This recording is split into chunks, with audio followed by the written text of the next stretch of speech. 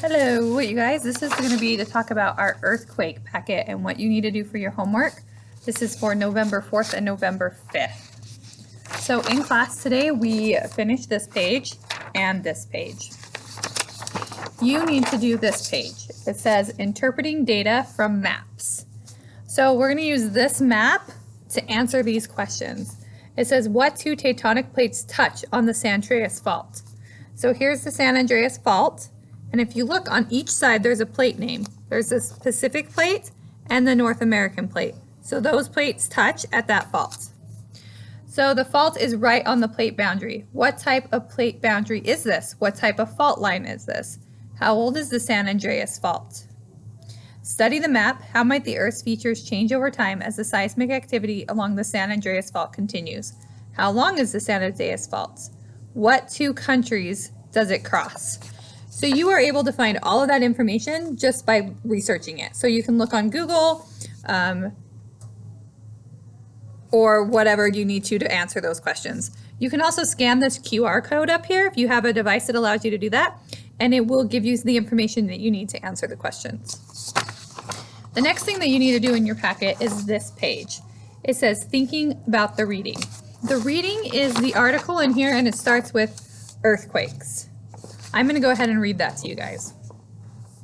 An earthquake is what happens when two blocks of the earth suddenly slip past one another.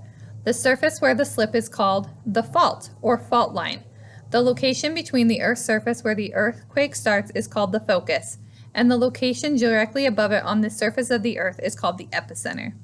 The surface of the earth is the layer called a crust. The crust is not all in one piece. It is made up of many pieces like a puzzle covering the surface of the earth. We call these puzzle pieces the tectonic plates. These plates keep slowly moving around, sliding past one another and bumping into each other. The edges of the plates are the plate boundaries. The plate boundaries are made up of many faults, and most of the earthquakes around the world occur on these faults. Sometimes the edges of the plates can get stuck as they are moving because they are rough and not smooth. Pressure slowly starts to build up where the edges are stuck, and once the pressure gets strong enough, the plates will suddenly move, causing an earthquake. The energy radiates outward from the fault in all directions in the form of seismic waves, like ripples on a pond. The seismic waves shake the earth as they move through it. This is the shaking we feel standing on the crust of the earth. The shaking that the seismic waves create are what we think of as an earthquake. They are the earth's natural means of releasing stress. More than 1 million earthquakes rattle the world each year. Many are small and we do not feel them. Occasionally, an earthquake is so large it can be felt miles away. Earthquakes can be felt over large areas, although they usually last less than 1 minute.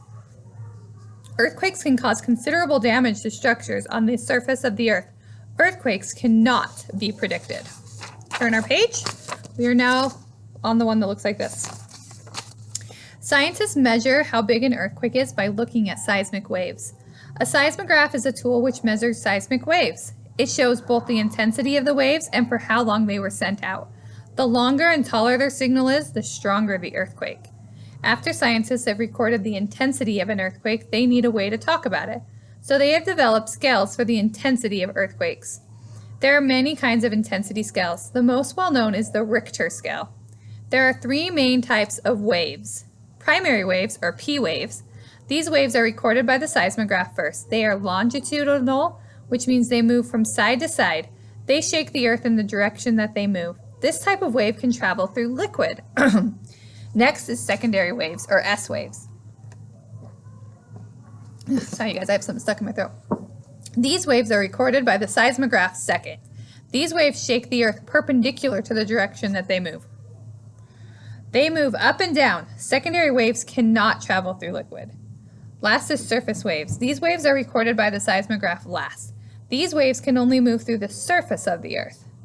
Because P waves can move through liquid and S waves cannot, scientists have been able to make inferences about which parts of the Earth's layers are solid and which are liquid by observing how seismic waves move through them. The mantle is mostly solid, but it is molten, so it moves more like a very thick fluid. Okay, page 3. Fault lines are created when there is movement in the earth. This is caused by stress put on tectonic plates, which cause earthquakes. A new fault forms when the stress on the rock is great enough to cause a fracture, and one wall in the fracture moves relative to the other. Faults can also appear far from the boundaries between tectonic plates, when stress caused by rising magma from the mantle overcomes the strength of rocks in the overlying crust. There are 3 types of faults. We talked about this in class. There's the normal fault, where the crust is being pulled apart. Normal faulting occurs, in which the overlying or the hanging wall blocks moves down compared to the lower or the footwall block. Then there's the reverse fault, where the crust is being compressed. Reverse faulting occurs, in which the hanging wall blocks moves up and over the footwall block. Then there's the strike slip. In a strike slip fault, crustal blocks move sideways past each other, usually along vertical faults.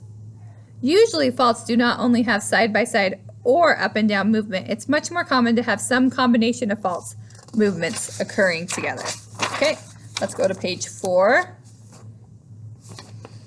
A foreshock is an earthquake that occurs before a large earthquake, which is called the main shock.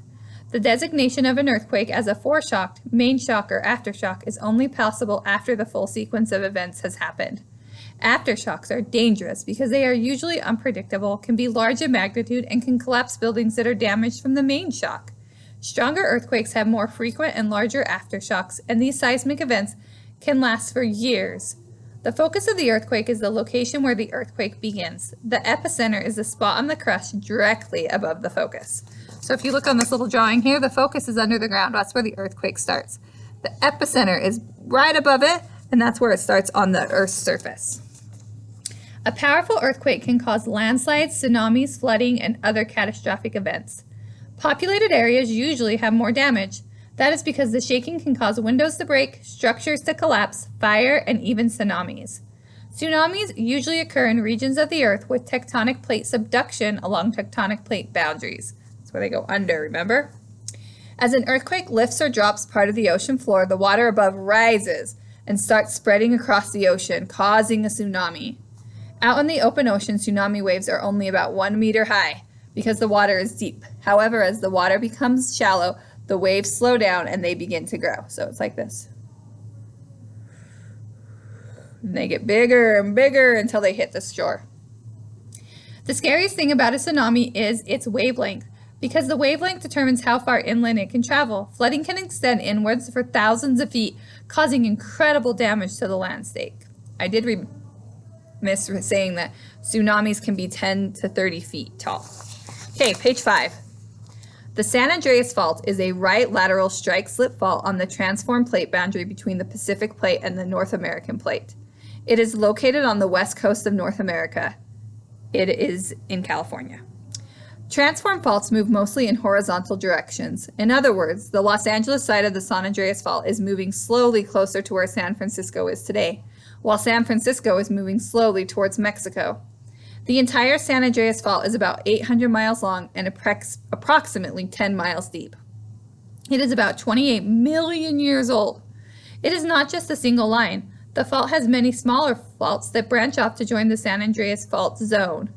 San Andreas Fault marks the slippery yet sticky boundary between two of Earth's tectonic plates. It is responsible for the biggest earthquake in California, up to at least magnitude 8.1. The fault is a complex zone of crushed and broken rock from a few hundred feet wide to a mile wide.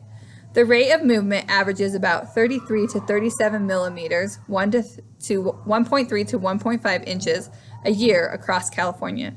The San Andreas Fault is so famous because it is a fault that is on a plate boundary and because it is on land rather than in the ocean, which makes it easier to view and study. And then that's a picture of what the fault looks like on the surface of the Earth. So we can actually see that fault. Okay, now that we've read that, we're going to answer the questions. So question 1 says on page 2, what type of waves can move through liquid? So you'd go to page 2, and these are the type of waves. Tell me which one of those types of waves can move through liquid. Look at the diagram. This is number 2. Look at the diagrams on page 4. How do they help you understand the concepts? Page 4. Ooh, how do those diagrams help you? Right? It's showing you how a tsunami is, and then it's showing you the different parts of the earthquake. How does that help you? Number 3. What is the author's purpose in this passage? Why did they write it? Do you think it's to inform, to entertain, or to persuade? So you want to circle one of those. Why did he write it? Was it to inform us, to entertain us, or to persuade us? And then the last question, look at page 5. Why does the author say that the San Andreas Fault is famous? I want a quote from the article on number 5. All right, you guys, that is our first lesson for natural disasters. We will be doing a little bit more on earthquakes in class. For our earthquake facts, you need to have 3 facts to write on these. So think about what I read and think about what 3 facts you want to write on your slips of paper next week. Okay, you guys have a good weekend.